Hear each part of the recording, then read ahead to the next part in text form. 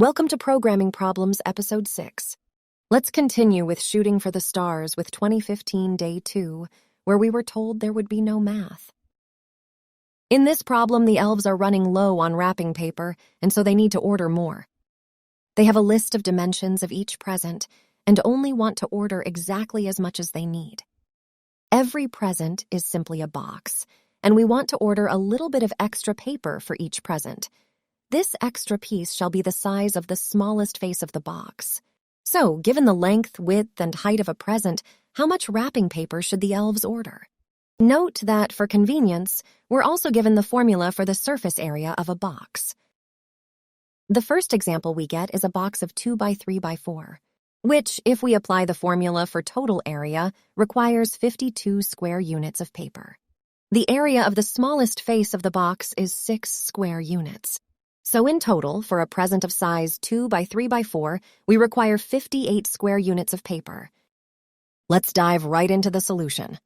As last week, this problem is fairly straightforward. It's only the first week of advent of code after all. All we have to do for part 1 is calculate the total area per present and sum them up across all presents for our final answer. Now, what's different for part 2? It turns out that the elves are also running low on ribbon. Ribbon is all the same width, so they only care about the length this time.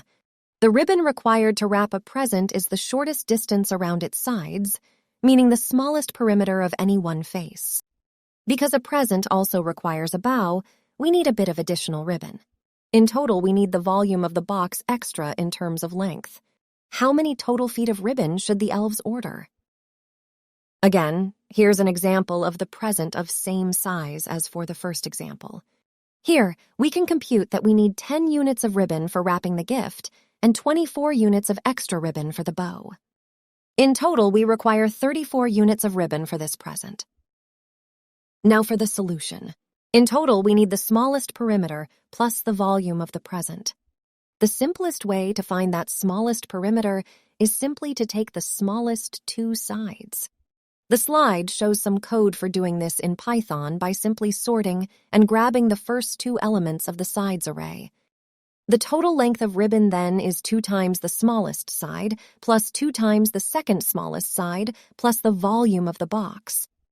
The volume is, of course, simply the 3 sides multiplied together. And that's it. We now should have obtained 2 additional stars. Thank you for watching, and don't forget to like and subscribe to get updates on when the next weekly video is released.